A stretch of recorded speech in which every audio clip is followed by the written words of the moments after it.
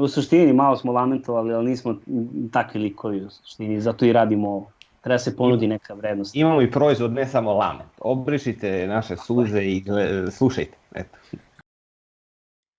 Dobar dan i dobrodošli u Presek, emisiju koja, kao što ime kaže, treba da pruži uvid u unutrašnjost onog što se dešava u našoj književnoj sadašnjosti, onog što se uslovno desilo pre sekund, a za što mislim da je vredno da ostane upamćeno.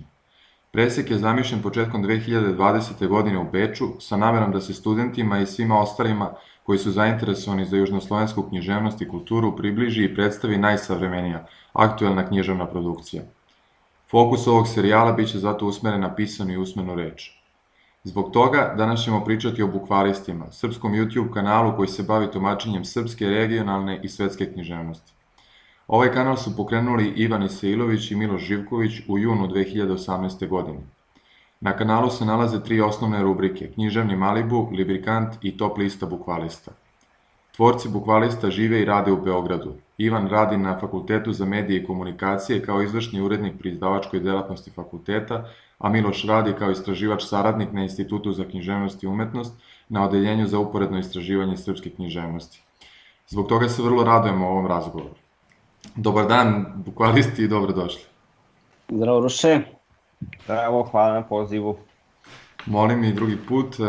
Pa evo za početak, do sad smo pitali uglavnom autora se predstavlja kroz neki svoj tekst, a pošto ste vi autori na YouTube kanalu, pitao bih vas da se predstavite kroz neki video snimak, koji vam je omiljeni video koji ste napravili na kanalu i zašto baš taj video. Evo. Ko će prvi? Ajde, ti si prvi spomenut kao osnivač. Ajde, to. Pa dobro, pretpostavljam da bismo obojica mogli kao autori, ali ovi neobjavljeni, ali nije fora, bolje onda ono što već postoji kao neki portfolio.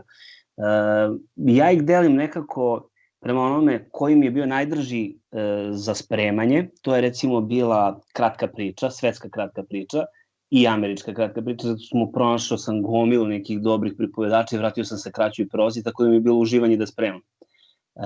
Onaj koji smatram da je jedan od najkorisnijih naratologija, znači uvod u naratologiju koju smo radili sa Mašom Tomanović, i onaj koji mi je sigurno, mislim, u 3 najdraža je Francuska vs. Hrvatska, prvi klip koji smo snimali, zato što smatram da nekako je bio koliko toliko originalan, odgovarao je i o YouTube formi, a opet mislim da smo ponudili nešto zanimljivo i sa stanovišta književnosti.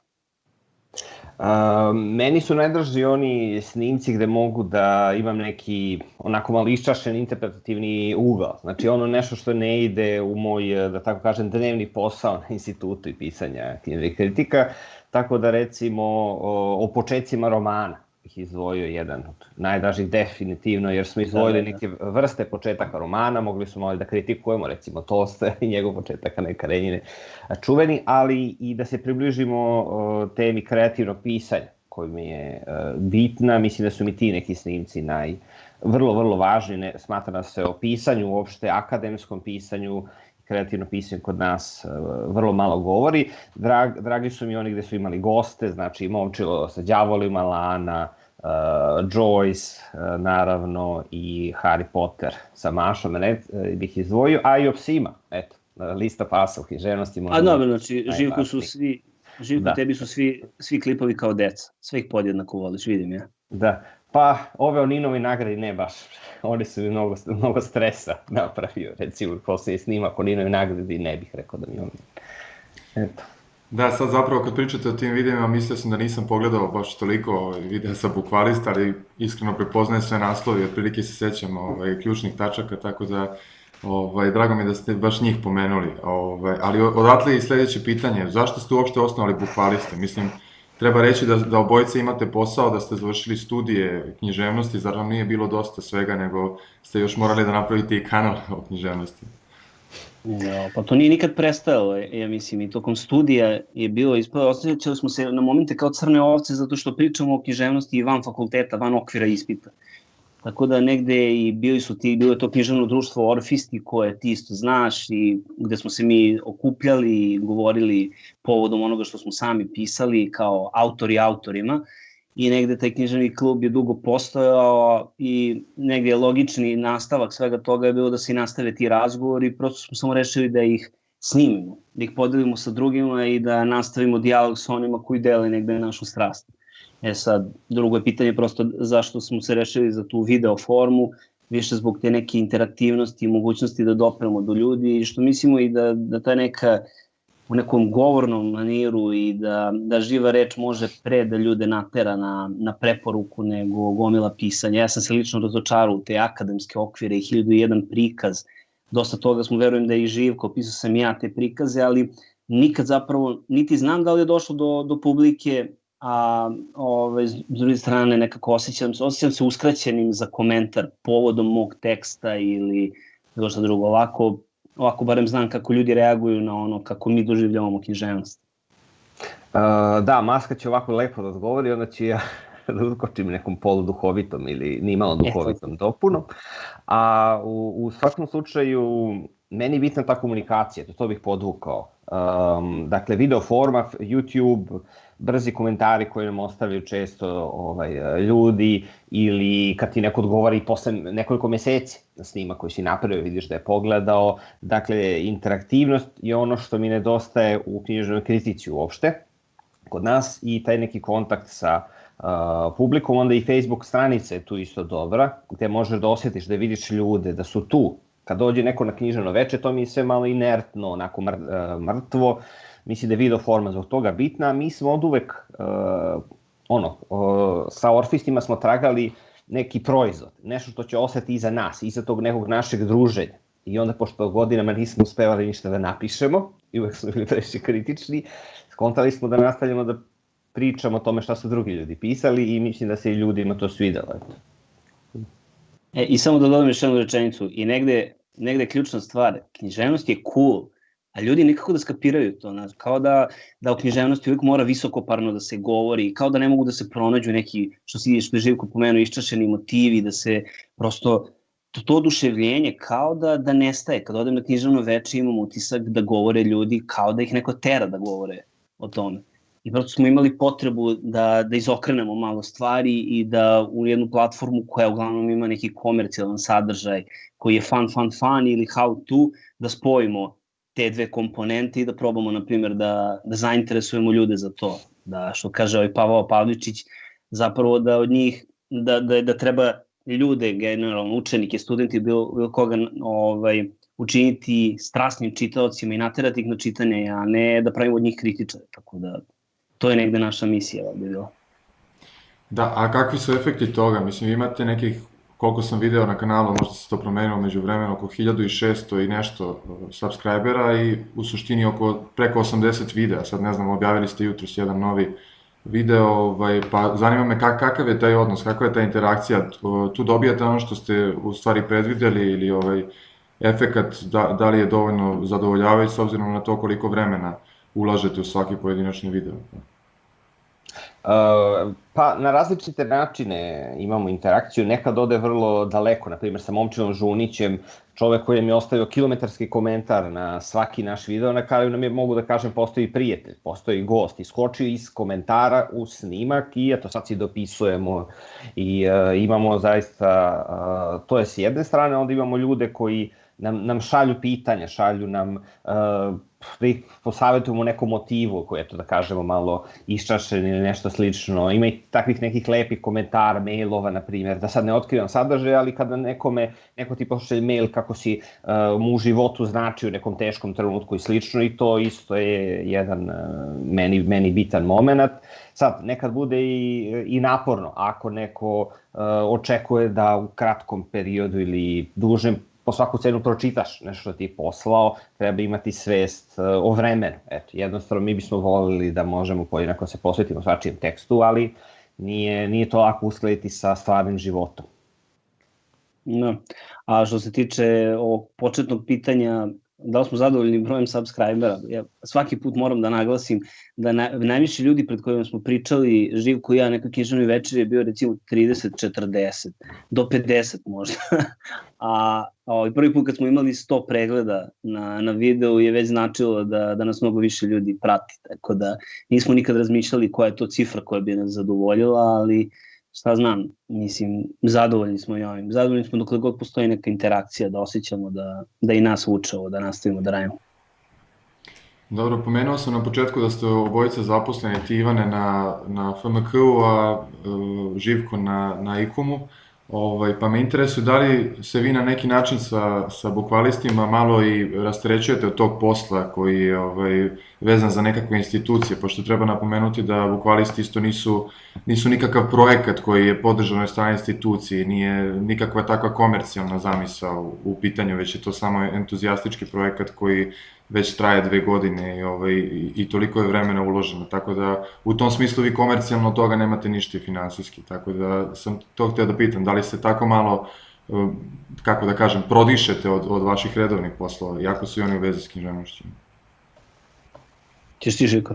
Ajde, ja ću, da, svakako, najviše se tiče tog stila, razgovornog stila, jer ja sam čovek koji, eto, onako, malo me obseduju slike, vizije, glupe fore i slično, i onda negde kad pišem naučni rad nije red za to baš ubacim, jer vratno bi me otpustili, a ovako na bukvalisti da mogu i skečeve da pravim, mogu i negde da se u smislu budemo sasvim oslobođeni što se tiče interpretacije, znaš, što se tiče interpretacije mogu da, ne znam, kad smo imali posvećeno Joyce-u, da insistiram tom motivu krompira ili sapuna, ili tako nešto što mislim da je važno i mislim da negde klasične metode interpretacije koje su često zastupljene na institucijama, mislim da bukvalistima možemo da se otvorimo još šire i dalje. A druga stvar je dobra interakcija sa kolegama na institutu, kad kaže, pogledao sam ove vidove, mogli biste ovome, mogli biste i onome, imamo čak neke dogovore, možda neko od njih i da dođe, eto, to je lepša strana kada vidim da ljudi reaguju na taj način, eto, to je neki moj odgovor, Ivane. Meni je ovo super dopuna. Mislim, mnogo volim svoj posao, tako da nije da mi je potreban odmor, ali na poslu uglavnom, zapravo objavljujemo kritičku teoriju, filozofiju, generalno društvenu teoriju i humanistiku, tako da dobijam jedno fino zaleđe sa tog teorijske strane i onda zapravo to slobodno vreme koristim da bi čitao fikciju. I normalno da onda imam potrebu da podelim, veliki je to balast kad pročitaš nešto, nemaš kome da ispričaš, jer jedan deo moje okoline apsolutno je široko operisan, znači od umetnosti i književnosti ne kapira do kraja tu moju potrebu za ovakvim dijalogom i onda jednostavno sa Živkom mi to dođe kao jedan, pa ovo što si rekao, bukvalno jedno pražnjenje koje imam i koje se skuplja se svašta u meni, moram da podelim to sa drugima. To bih kazao, to čitanje. Bukvalisti mi najviše znače, možda i zbog tog čitanja, da se vrati nekim piscima, da uzmem i čitam opet tu kratku priču, da pogledam Flannery O'Connor po prvi put ili nekog drugog autora, da se vratim Borgesovim pričama posle studija, dakle, i to čitanje i koncentrisano čitanje, da si u tekstu koji nije vezan za tu temu, taj rad koji moraš da pišeš, kad pišeš naučni rad, ti si samo u tom tekstu i to je u teorijskoj literaturi, a ovde si odjednom šire u književnosti i to je super. Da, ja se izvinjavam što ovo pitanje prema nekim metodičkim merilima nije baš bilo ispravno i bilo je dosta sugestivno, kao ja se vi oslobađate kroz bukvaliste tereta posla. Ali, pa eto, dobro, odgovorili ste lepo, imali ste šta i za to da kažete, tako da nije ispalo previše namešteno, jel? Hteo sam da vas pitam, da li ste onda imali neke ponude možda od nekih institucija, da se možda uklopite kao projekat, da možda postanete podkanal ili podcast neke šire institucije, FMK, IKUM-a ili... Pa mi pre svega želimo da odemo na RTS i da imamo jednu emisiju od ponoći do 2 ujutru. Eto, to je prosto... To je sve što želimo. Program, to je to. Ne prihvatamo druge termine. Znači, ponoćne termini, znaš, to je... Mislim da je Živko ovime sve naznačio. Pa, znaš kako, ima povremeno, jave nam se izdavači, predlože recimo neku knjigu koju bismo mogli mi da promovišemo, mislim, jasno je da postoji tu uvek neki interes i onda imali smo pozive, recimo sličan On Tvom, gde su nas zvali različiti časopisi, pa i televizije, gde, mislim, zvala nas je i Jasmina Vrbavac u Vavilon, isto da govorimo. Da, potez. Jednom o bukvalistima, pa i Živko je pričao o Sondersu i tako dalje. Mislim, prepoznati smo, ajde da kažem, kao neki književni kritičari na YouTube-u, pa onda ljudi se sete prosto kada vide da smo provukli neku temu koja bi njima u datom momentu odgovarala, ali u smislu neke dalje saradnje i da naš kanal bude deo projekta, tako nešto već nije. nije bilo, barem koliko ja znam. Pa dobro, jeste već pisali Kecmanoviću, ćete dobiti taj termin na RTS-u, imali nade? Vidjet ćemo. Radi se na tome. Možda nam je Smina izrati nešto. Da, Ivane, pomenuo si da ste vi YouTube kritičari, ne znam da li je to neka vaša interna definicija, ali postoji ta neka tendencija u krugu orfista i ljudi bliskih njima da se ti književni žanrovi u stvari pokušavaju prebaciti na YouTube i na neke socijalne društvene mreže, pa tako Vugi radi svoje video eseje i uvodi neke žanrove koji su malo netipični za naše tržište, za naše područje. Pa me interesuje, vi ste podelili ste kanal Bukvalista na nekoliko elemenata sa Librikantom, Malibuom i Top listom. Pa je li to neki pokušaj neke žanrovskih određenja i podela na kanalu ili zbog čega uopšte te podele? Ovako, imam utisak da ovde je bilo 3 pitanja u jednom, ali prvo da kažem da je Vugi, koga si pomenuo, je najbolji youtuber od svih nas i njegovi video eseji su za svu pohvalu, njegova montaža i sve, tako da kada gledam njegov video materijal nekako mi naš delo je totalno amaterski. Mislim, jeste amaterski, ali dobro. Što se tiče... Ali kao amaterska košarka u bivšoj Jugoslaviji. Jeste, verovatno da ima neku draž. Slušaj, ja mislim da mi, ovo što sam rekao, određenje, kritičari, nekako mi je čudno da kažem, naši influenceri, stvarno zvuči nekako pogrdno, kao da mi stvarno imamo nešto od toga. U suštini, bilo mi je potrebno vreme da se naviknem na to kritičari, ali tako nas obično potpisuju. U svakom slučaju, ove 3 emisije su nastale zato što smo hteli da pokrijemo mnogo toga. Uvijek ambiciozno zamislimo i svaki klip, a kamoli kao kako smo zamišljali kanal. Da ti ne pričamo o tome da je trebalo da bude sigurno još nekoliko različitih emisija, ali nisam siguran da bismo mogli da ispoštujemo taj timeline. Pokušaj malo i da se prevaziđe YouTube forma. Znači da se igramo sa žanrom, koliko pročitaš Pekićev thriller koji nije thriller, otprilike na taj način. Mislim da smo brzo odustali od okvira koji smo dali da razgovori traju 20-25 minuta, a ovi recenzije knjiga koje predstavljaju Librikanti nekih 10-ak, jer smo već u prvom videu probili sve i izvinjavali smo se što nam toliko videi traju, a onda smo dobili neke komentare gde su ljudi očigledno odreagovali dobro na to i shvatili da zapravo Književni Malibu je podcast, samo što je na YouTube-u. Mislim, nismo se angažovali dovoljno da ga stavimo na neki Mixcloud, Soundcloud, ali pretpostavljam da mu je tamo mesto, dok ovaj drugi materijal, Top lista Bukvalista, bi trebalo da bude nešto što je klasična YouTube forma u kojoj pokušavaš malo onako i šaljivo, ali generalno da ponudiš. Ljudi vole liste, to je to.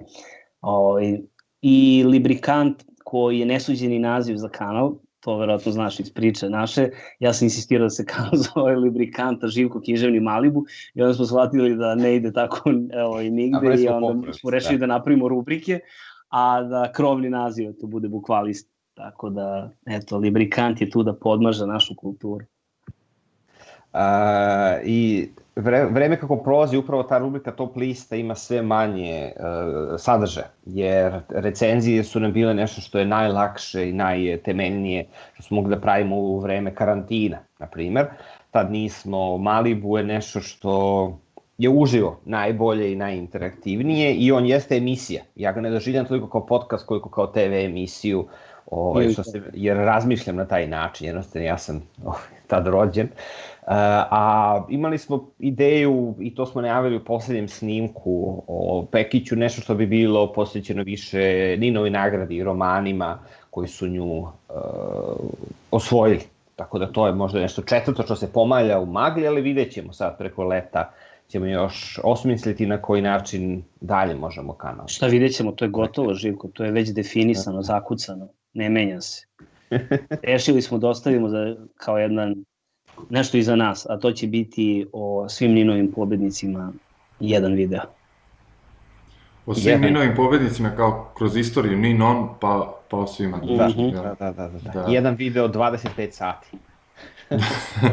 Dobro, ja sam mislio da je najambicioznije bio koji se ticao konkretnih nagrada, koji je bio aktuelan, i da ste morali da čitate sve te knjige, jer obično ljudi kada je reč o Ninu i kada vas neko pita a šta mislite o dobitniku Nina, on kaže pa nisam druge čitao, ali mislim da je dobar ili loš, a vi ste uzeli i sve to pročitali i napravili gotovo recenzije za svaku knjigu i objasnili zašto bi koja mogla da dobije ili da ne dobije Ninovu nagradu. Tako da očigledno neki videi su više zahtevni nego drugi, pa u tom smislu je pitanje koliko vas ti video opterećuje, jer vi zamislite nešto, mislim, ne znam koliko to ljudi znaju, ali video ako traje, ne znam, sat vremena, to je i više dana priprema i ako se još čita za taj video, pa je produkcija, renderovanje i tako dalje, pa ajde opišite malo taj proces kako je. Što se tiče pripreme, kapiram da je Živko, ja sam štreber, ali Živko je verovatno još duplo veći što se tiče toga, tako da trudimo se da i ostavimo sebi dovoljno vremena da se spremimo, jer ne volimo one ni filere, niti prazne razgovore u kojima ćemo mi da mlatimo praznu slamu i mislim mi možemo govorimo i o knjigama koje nismo pročitali, eto čitali smo Bajara, ali ne mislim da je to dobra stvar, ne nudimo nikakvu vrednost.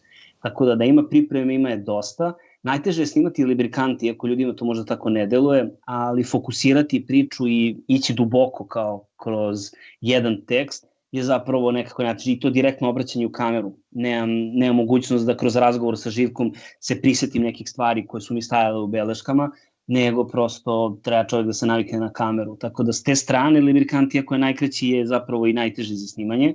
Ovo ostalo, u zavisnosti od teme, trudimo se sad da budemo malo praktičniji, da neka tema bude tako razgovorna, motivska, a zapravo su komplikovanije za snimanje teme kada uzmemo jednog pisa pa rečemo pročitamo njegovih 10 knjiga ili 5 knjiga ili kako god. Mislim, uvek se radi o vremenu. Da, razlikuje se dosta, recimo, kada smo spremali američku kratku priču i uopšte kratku priču, treba i jedan video da bude. A onda smo napravili 2 dugačka snimka gde ti da bi pokazao američku kratku priču, moraš 10 pisaca da pročitaš odjednom i držiš u glavi dok izgledaš. A kada nešto tragaš na nivou motiva, ne znam, ili na nivou liste pisaca koji su spaljivali svoje dela, to je popularno, to može da uradiš za pola sata. A ovako nešto intenzivno i duboko i pritom se ja uvek trudim da pročitam malo i kritike. I da malo i teorijsku literaturu provrtim i uvek nađem neki companion to whatever.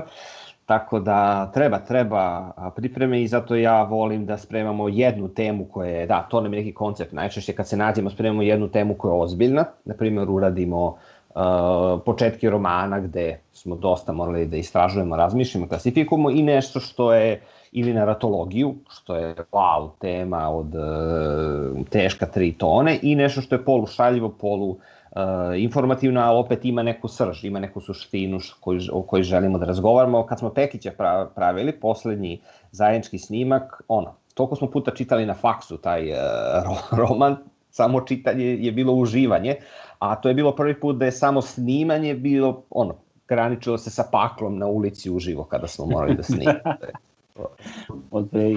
I da, te tehničke stvari koje si pomenuo, pošto ja sam zadužen, Živko je zadužen za društvene mreže i za one velelepne postove na Facebooku i mimove, a ja sređujem video materijal i pokušavam da ga izmontiram, da i tu ima muke, to ono što ljudi ne mogu da znaju kad nam pukne recimo snimak. Dešavalo se da 20 minuta pričamo i da shvatimo da nisam pritisnuo rec uopšte, tako da pa onda ponavljamo sve i onda to ponavljanje nekada onako nas umara, a nekad ispadne da budemo koncentrisani pa da sabijemo to u manju minutažu. Ali bude i bolje najčešće kad ponovimo, mi se čini, jer onda već imamo u glavi kojim redom otprilike šta treba da se izgovori. Ali uzima svakako dosta vremena i pritom nemamo neku opremu koja možda nam omogući da to tako nešto brzo radimo. Ti znaš već kad se radi render, kompjuter ćao, tako da ume i po 15 sati da mi to radi, a taj deo vremena se ne vidi u pozadini naših klipova.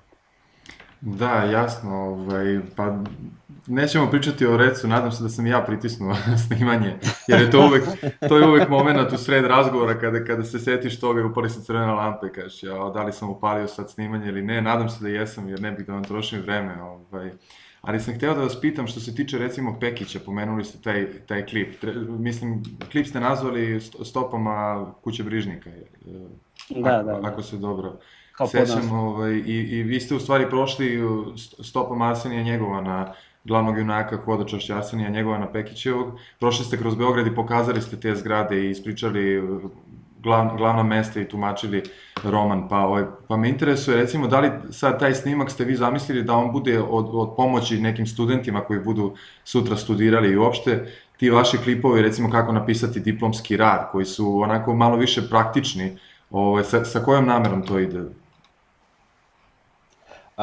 Da, definitivno u malom mozgu, na primjer, ono kad smo imali o studiranju, jedan posljednjem studiranju na filološkom, ne znam se naziva, sad izvinjavam se, klip, ali bio upućen studentima. Ili How to pisati naučni rad je takođe bio upućen studentima, jer ja smatram da je kriminalni odnos prosto na filološkom fakultetu prema akademskom pisanju i uopšte citiranju. Imao sam kratko iskustvo rada, mislim da se ne radi dovoljno na tome i naravno očekujem da studenti pogledaju naš snimak o Njegovanu i da vide da se ja ne slažem da postoji fantastika uopšte tu, kao što postoji u predgovoru, pogovoru toj knjizi, recimo, pa ako to kažu profesorima, baš me zanima kako će oni imati svoj utisak, ali zezam se, mislim da je bitno da studenti, eto, možda okrenu sa knjigom i malo da istražuju grad. Eto, to je negde bilo onako jedna vizija da izađeš na ulicu i tragaš za stopama tog junaka. Pekić je to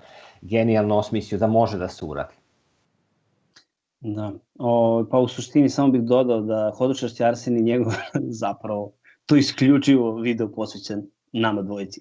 Meni je to želja bila još tokom studentskih dana, nadam sam s Pistovićem tokom studentskih dana išao, organizovali su u Beogradu stopama pisaca, nešto tako, ali se više obilazilo gde je koji pisac, bilo je za Andrića, bilo je za Pekića i mi smo zapravo obilazili mesta gde je Pekić boravio, kafane u kojima je sedeo, zatvore u kojima je ležao i tako dalje i onda se isto šetalo Beogradom i tad mi je pao na pamet da ono što mora da se uradi kad tad je da se napravi to Hodočašće Arsenija Njegovana, naročito što je to strogi centar i suštinski to je nekih 10 minuta hoda koji smo mi pretvorili u malo duže hodočašće otprilike kao što je bilo i Arsenijevo. Tako da više se radilo o tome da mi ispunimo neke naše želje i hirove, a po naslovu videa možeš da vidiš da se neki svakako obraćaju određenoj publici. Trudimo se da to bude šire, ali nekad možda i mi zamotamo previše u neki akademski diskurs i nekako se ne posvetimo tom tumačenju da možda bude malo zatvoreno svima, nekad opet se i otvorimo da mogu svi da nas razumeju. Ne znam, to bih volio da čujem isto i kao komentar. Da, ovo je zanimljivo, recimo, ja sam mnogo više imao studente u vidu kad sam ja prilazio do snimku, tako da, interesantno, eto, da, to je to. Ko šiša studenta? Tako da, pozdrav svim studentima. A ko je meni pomogao, ko je meni pravio klipove? Sad smo se dotakli malo teme studenta, neki dan sam saznao da se samo 20 ljudi prijavilo zapravo za srpsku književnost sa komparatistikom, grupu koju smo mi završili, i isto toliko i za srpsku književnost, isto toliko i za jezik, tako da sve ukupno 60 ljudi spram nekih 250-300 koliko inače treba da se primi godišnje, pa me interesuje, pošto filološki pokušava da se nekako izbori sa tim i marketinški da privuče studente, ali očigledno neki problem tu postoji. Interesuje me šta vi mislite o toj temi. Samo kratko, to je 60 studenta previše. Da, ja ću samo podeliti svoje iskustvo kada sećam se naših vežbi sa srednjeg veka, koji recimo kod Irene Šparjer u onoj sali heroja gde nam je ona pričala o Azerinim koncertima koji su bili tamo i profesorka je držala pred 60 grupom od 60, a onda kada sam ja došao jedne godine na kratko da budem demonstrator, išli smo u podrum, onu 26, 29, ne znam kako se zove i meni je to lično bio šok kad se vidio 15 ispred sebe, a sada vidim da broj ide još niže. Ja mislim da je tu potrebno je neka reforma u sad, da li lektire, da li pristupa, potrebno je da nekako bude književnost više cool, više u trenutku pokušati. Mislim da je ovo deo, naš kanal posredno doprinosi tome, jer čujemo od nekih profesora da nas i gimnazijalci, na primjer, gledaju. I onda ako će, ne znam, neka gimnazijalka odlučiti zato što je nas gledala možda za nijansu, za 5% bliže da se posveti književnosti, to je nešto što je meni važno. Eto, tako da moramo koristiti forme pristupa, način pristupa, eto. Slažem se, mislim, ali nama je potrebna reforma još i u osnovnoj i srednjoj školi. Fakultet je tu verovatno i manje bitan, jer dok dođeš do tada već si se i formirao na neki način, ali otko znam, mislim da je i meni Živku bilo sjajno putovanje ovih tih 5 godina studiranja koje smo imali na filološkom i pored svih mana na koje smo mi recimo upirali prstom u jednom videu, opet smo doživjeli divne trenutke tamo. I mislim da generalno taj studentski život donosi mnogo toga, one stvari koje se i ne izgovaraju. Mislim da je to jedan lep trenutak kad čovek isto i sazri. Između ostalog i to svađanje sa ljudima na šalteru, onda padanje ispita koji si spremao 6 meseci. Mislim da je to odličan način da kao jedno transformativno iskustvo, da sazriš sutra kada budeš bio na poslu, da drugačije pristupiš stvarima i da taj prvi poraz ne shvatiš i suviše lično. Tako da mislim da svi koji su spremali 20. vek na filološkom fakultetu znaju kao koji je to egzistencijalni nemir i šta kad završiš tako nešto mislim da si spreman za život. Dakle, ne znam, imam mnogo marketinških trikova koje bi mogli da primene, ali trenutno je sad ta priča da bi trebalo da se završi nešto što će nam omogućiti da radimo poslove 21. veka, što mislim da je totalni bullshit, da se ne upisuju fakulteti zbog toga. Prosto koji god fakultet mi da završimo, možemo u roku od 2 nedelje, 3 dobijemo obuku i da radimo gomilu drugih poslova.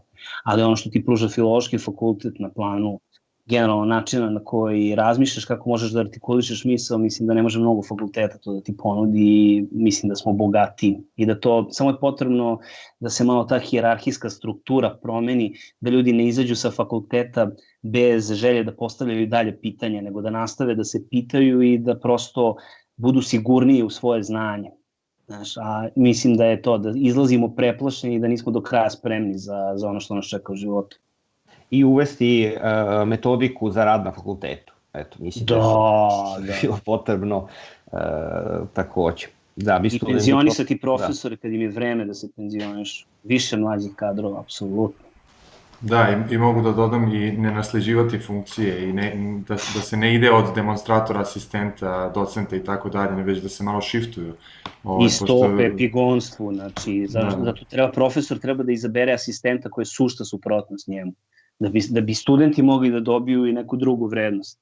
Ako išta mrzim, to je da vidim profesore asistente koji su kopija svojih starijih kolega. Da, neki dan sam pričao ovde sa mentorkom i profesorkom i ona mi je zapravo rekla da se na evropskim fakultetima i američkim neguje ta tradicija da se prebiraju kandidati koji su završili različite stepene studija na različitim fakultetima, da se time u stvari brani i protivi tom starom sistemu. Recimo, ako je neko završio osnovne, master i doktorske na filološkom u Beogradu, sigurno neće biti interesantan na nekom drugom univerzitetu, jer već je tu reč o nekom ustaljenom toku tih studija. Ali mislite da bi to moglo da se možda primeni kod nas? Da, mislim, Novi Sad recimo ima drugačiji kurikulum za studije književnosti, možda bi moglo tu da se izmeša, da se ukrsti, tako da, eto, poslaću jedno srce u konverzaciju sad ovde da vidim. Slažem se. Pa dobro, ali ja mislim da to isto prati i neku krizu u humanistici, Ivane, ti si rekao da je to bitno, da na kraju se i dalje postavljaju pitanje kad se završi fakultet, a meni se opet čini da je, hvala Živko na srcu, meni se opet čini da na kraju se sve svodi na neki nivo, kako da kažem, kontraverze, recimo sad ovo oko Hanke ili oko Ninove nagrade uopšte, uvek se svodi na neke spoljne faktore i retko se u stvari i priča o književnosti, retko se čita knjiga, nego se priča o kontekstu nekom političkom i tu je puno banalizacije, ne znam koliko ste, mislim, pratili ste svakako oko Ninove nagrade. Mi smo jedna ogromna palanka, šta ti je, mislim, to je očekivano. Mislim, s jedne strane mi prija i taj publicitet kad dođe ta Ninova nagrada, uvek se mnogo priča i uvek ima svega i svačega i onda uhvatim sebe kao kako mi prija zapravo taj period zato što je nekih nedelju ili dve u fokusu književnost. Mislim, koliko god tu ima onako niskih udaraca i nekih potpuno suludih komentara, ali nekako imam utisak da se nešto dešava. Sad, to je polje borbe kao koje se traži u mediju, prosto da bi došao do televizije ili bilo čega moraš malo i da imaš i po neku afericu. Mislim da će to biti Tabašević ili će biti Hanke ili će biti neko drugi. U redu je da se govori i u redu je da se isprovocira čitalac onda da se okrene Hanke, koja verujem da kad imaš jednog komercijalnog izdavača kao što je Laguna koji objavljuje sad Hanke, on povuče sam po sebi više čitalaca. Sad koliko će se ljudi razočarati, pošto ono što nudi Hanke je ipak malo drugačije, jedan jezički događaj i jezička igra, ne znam.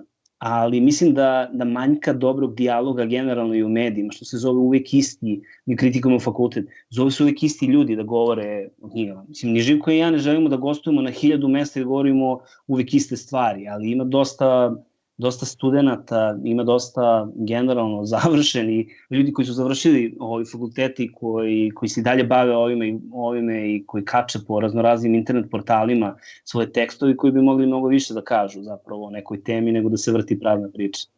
I mi smo negde gledali da pozovemo neke, eto isto, goste koji će iz nekog drugačijeg ugla pričati na određene teme, a da se vratimo ono što si spomenuo oko afere i naročito kod Ninove nagrade, retko kad se tu govori o književnosti, o samom knjižnom delu i retko ko je čitao zapravo Ilića, ali zato možda ga kritikuje na osnovu njegove ličnosti, njegovog političkog angažmana. I zato je meni bilo važno da napravimo taj jedan snimak koji je jedan mali, minimalni doprinos nekom pokušaju dijaloga između tih zaraćenih strana.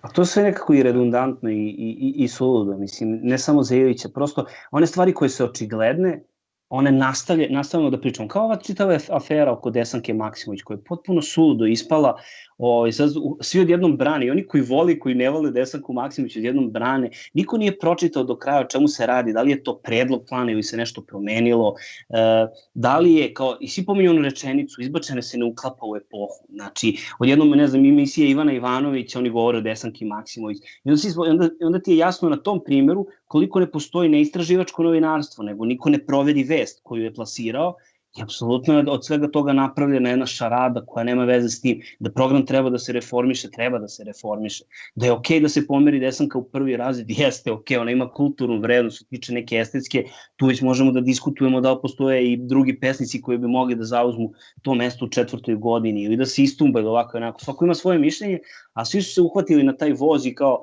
idemo do kraja. Isto tako i za ove druge stvari o kojima smo govorili, ne znam, taj Hanke, nekako kako ljudi čuju, tako isprate do kraja. Ili je tu upravo negde dolazimo do toga da vesti budu površne i senzacionalne i da se fokusiramo samo na jednu tačku, a onda niko ne pogleda šta je s time što su sva satirična dela izbačena, ne znam, ili Zmaj i ništa levičarsko, ništa jugoslovensko, sve izbačeno, apsolutno. Nekako treba pokrenuti više nekih mesta od nekih dijaloga ako ćemo već da razgovaramo, ali to je problem. Ja ću priznati, ja sam prvi pogrešno razumeo i pogrešno pročitao vest i negde uhvatiš sebe i svoj prag pažnje da moram da radim na njemu, moram da treniram pažnju i ovaj način čitanja. Da, mnogo stvari koje ste pomenuli, stvari su ključne tačke našeg društva i našeg doba u to da jedan čovek, odnosno da uvek jedne te iste osobe idu i pričaju o temama i da se uvek pozivaju emisije, pa i to da smo senzacionalističko društvo postali, da nam je potrebno samo nešto što će da digne neku prašinu, pa naravno i sa Desankom, uopšte se ne priča o njoj kao književnici, već samo svi staju u odbranu, negde postoji ta kao binarna potreba da se nešto ili brani ili osuđuje, ali da ne dužimo više o tome, naravno slažemo se po tom pitanju, da vas pitamo o budućim planovima na Bukvalistima, šta mislite dalje da radite, koji je sledeći veliki projekat, osim svih pobednika Nina i 24 sata videa. To može i na Bitev ta ideja. Da. Pa ništa, planiramo da napravimo još mnogo skečeva, to ćemo u narednoj sezoni, bit će luđi, bit će kostima, bit će takve neke stvari. Planiramo najpre da se odužimo, to mogu da kažem, da se odužimo našim glasačima na Facebooku, dakle Bernhard, i moramo da napravimo snimak o njemu u nekom momentu, moramo da se okrenemo malo, što se mene tiče, sad ovo je nešto što nas dvojica do kraja nismo raščistili međusobno, sad svako izlaže rekao svoju viziju. Mislim da bi trebalo, vrlo smo koncentrisani na ono što je najdostupnije kao izvor, a to je anglo-američka književnost, a volio bi da možda u budućnosti govorimo više o Francuzima, o Nemcima, o Rusima, možda malo i da zahvatimo Daleki istok ili nešto slično. Volio bih da govorimo o mlađim, to je moj plan je da možda krajem godine ili početkom, ili vidjet ćemo već kad napravimo opet još neku listu mladih pesnika gde bi se pričalo o mlađim autorima, onda imam želju neki način da govorimo o ljudima koji, mislim da ćemo to sigurno, koje obojca volimo čitamo, Bojan Vasić recimo, ili Goran Korunović. Ja spremam već dugo video o Šalamunu, njegovi poeziji, nikako da ga napravim, jer mi je previše težak i on je neko ko je jezički onako vrlo čudan i taj apsurd ja obožavam i onda kad ti do nečeg toliko stalo, ne možeš da ga napraviš. Jednostavno ne možeš da kreneš, ne znaš od kuda i kako. A uvek će tu biti razgovor naravno o latinoamerikancima u više formi, više oblika, oni su meni negde najdraži.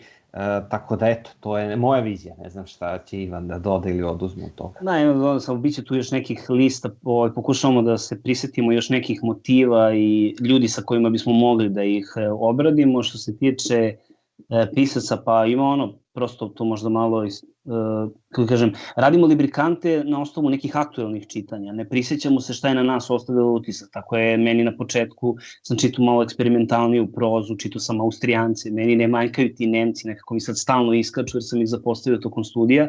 Da, ja njih manj gotivim od Ivan, da. Zato što sam previše čitao Francuze. Onda 100. video mora da bude 100 godina samoće, to čekamo već od prvog videa, nekako smo mnogo euforični i to će biti vjerojatno najteži video za snimanje, zato što kad nešto mnogo voliš, mnogo je teško govoriti o tome, a da trudiš se da pokriješ sve.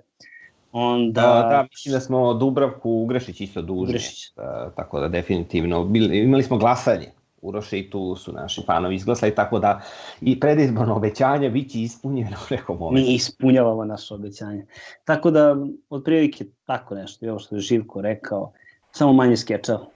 Da, možete još za taj 100. video da još više opteretite, napravite jedan veliki snimak od 48 sati o Markesu, da pričate o svim knjigama, a na kraju o 100 godina samoće, 10 sati.